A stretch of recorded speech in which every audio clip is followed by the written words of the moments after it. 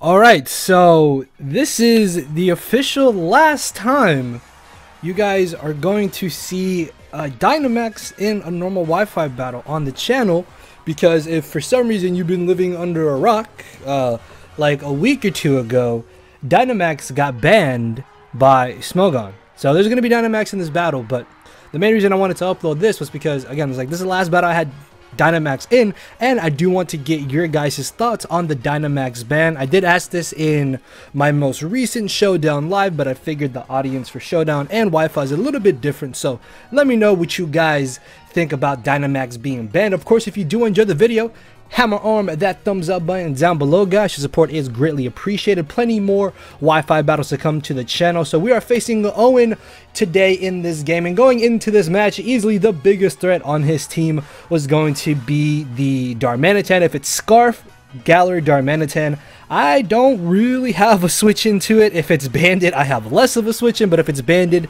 that has me thinking maybe Dracovish is going to be Scarfed. If Dracovish is Bandit, then that means Darmanitan could be Scarfed. Either way, both of those are really annoying. Aegislash late game could be a little bit of a problem depending on the set. And then I think the rest of his team should be kind of manageable. But I'm going to be leading off with my Obstagoon, thinking that maybe he would lead off with his Galar Darmanitan. If he did lead off with that, then I could hopefully win a speed tie if we were both Scarfed, which I am Scarfed. I don't know if he's Scarfed or not. But because he led off with the Ferrothorn, I figured he might be fearing a knockoff or a close combat. So this gives me a chance to go ahead and go straight for the parting shot as he brings in the Cinescorch. I do get really lucky by him bringing that in, because now I get to bring in Dugtrio. He has at -1 attack. There is no way he should ever be able to one-shot me, although I do have the Focus Sash anyway, so I guess it doesn't necessarily matter too much, because I will be able to get on my rocks here, as I'm then going to go for the Stone Edge. Even though it's not stabbed, it's still 4 times super effective. I am max attack. I'm pretty sure that I will be able to one-shot the Cinescorch, which is nice because now I no longer have to worry about its Dynamax version, as in comes Dracovish. My only real switch into this is my Seismitoad in the back, which should be able to live any 2 hits. Plus, if he is choiced in some sort of way, which most Dracovish are anyways, then I don't think he's gonna go for an Outrage because of a Hatterene, and honestly he doesn't really switch into Hatterene that well, which is good for me. So I figured he would either go for a Vicious Rain here or Crunch / Psychic Fang potentially, so Toad is a safe switch in. And because I'm pretty positive he's locked into the Crunch, I'm actually gonna pull a double switch into my Hatterene as he decides to bring in the Ferrothorn. And this is amazing because with Hatterene having such a low base speed stat and me being max HP, there is absolutely no way that this Ferrothorn is going to be able to one-shot me whatsoever. So I will be able to go straight for Mystical Fire as I do a really solid chunk of damage to him. Even though he does have the Aqua Berry, that is not going to be enough to save him, as this Power Whip is not even a 2-hit KO, which is kind of crazy because now this next turn I can safely go for another Mystical Fire. If he really wants to switch out, that's perfectly fine by me. Whatever comes in, if it's not the Dracovish, it's still going to be taking decent damage. Plus, there's a chance that maybe I could have predicted him to switch out, so I don't think he would want to try and risk switching in Dracovish on my Hatterene. So he does allow me to knock out the Ferrothorn, which was his only type of hazard mon. So now I no longer have to worry about hazards on my side of the field, as in comes the Aegislash, which not only does it turn out to have the Autotomize, but as you're going to see, he then has the weakness policy. And at this point I was like, yeah, I probably just lost, because if my Obstagoon is not able to outspeed him, then I can't knock him out with anything. Like, I do have SQ in the back, but if he's specially offensive, then my ability doesn't save me whatsoever. So at this point I figured that I'm probably gonna have to lose my Hatterene. As much as I don't want to, and as much as it can still be an offensive threat, I will be able to get a safe switch into something else on my team.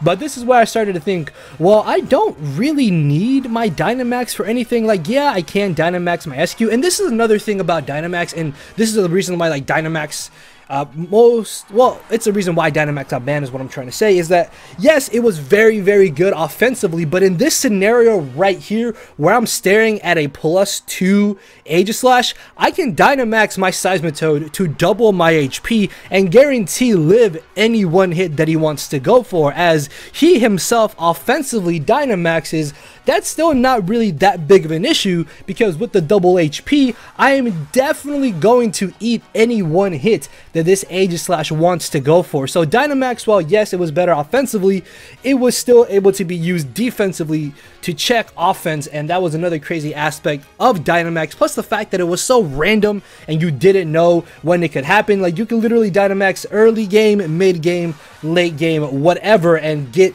easy KOs by Dynamaxing, and that is the reason why it was banned. It's just unpredictable. There's too many factors to take into consideration when it comes to Dynamax, and me personally, I don't mind that it's banned. It does kind of suck. I mentioned this in my Showdown Live.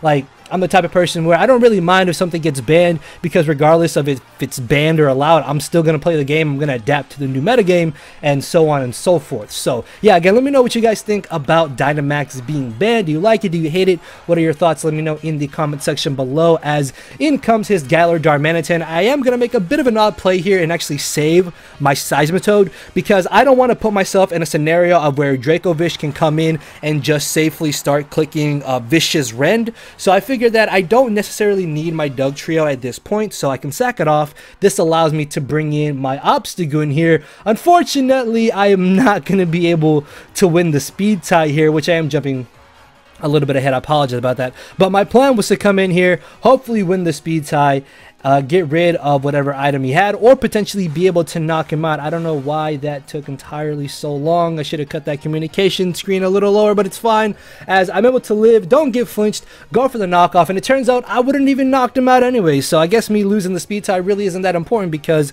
he still would have been able to get off the damage on me. But it's fine, as down goes the Darmanitan, in comes his Dracovish, if I'm not mistaken, and I'm guessing he doesn't know that I'm Scarfed, or he thinks that I'm not Scarfed, and this is great, because now I'm going to be able to outspeed him and get off a huge chunk of damage on this beast, which it turns out that he was probably running double Scarf, it seems like. So he had Scarf Darmanitan and Scarf Dracovish, which is kind of interesting. I figured one or the other would have been banded, but it is what it is, as he knocks me out here. I'm okay with this, because now I can bring in my SQ here, and because Dracovish is typically physically offensive, this now allows me to go ahead and go for the belly drum. I figured that at this point the match is basically over if I go for the belly drum, although I guess I was kind of overestimating the power of SQ, because as you're about to see, Jellicent is still ridiculously bulky, and this thing is definitely going to turn out to be physically defensive, as my best move to hit it with is going to be my Zen Headbutt. So I guess this is where me maybe saving my Dynamax would have come in handy, but I think at that point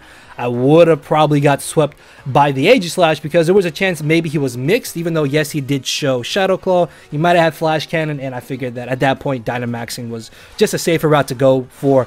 As I go for the belly drum, he is going to end up burning me, which is a little bit unfortunate, but I still have my boosted attack. Even though I am burned, I should still be doing pretty good damage to him, as I miss my Zen Headbutt. Now, I don't know if I would have been able to knock him out, but I'm going to speed up this next, like, 10 turns, because it's me literally just leaving in my SQ, either trying to flinch him, weaken him, or maybe fish for a crit, so I can then just have an easier time by KOing it. But realistically, my Gengar at this point, because he's going to reveal to have the Hex, there is actually no way that he should be able to one-shot me whatsoever.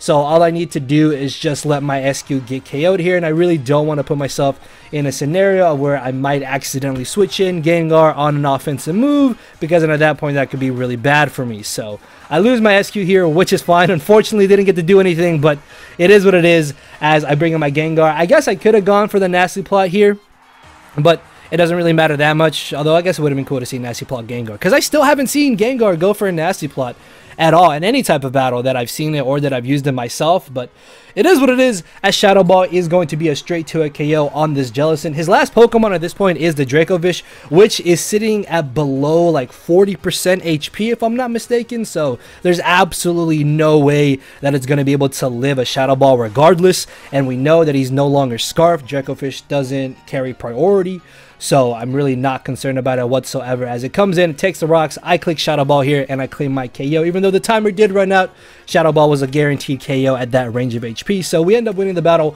regardless. So very good and fun game to own. As I said, guys, if you enjoyed the video, hammer arm that thumbs up button down below. Again, let me know what you think about Dynamax being banned in Gen 8. And with that being said, I will see you all later.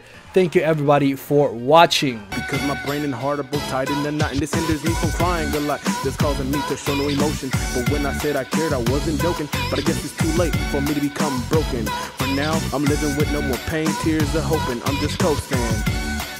Yeah, I said I'm coasting.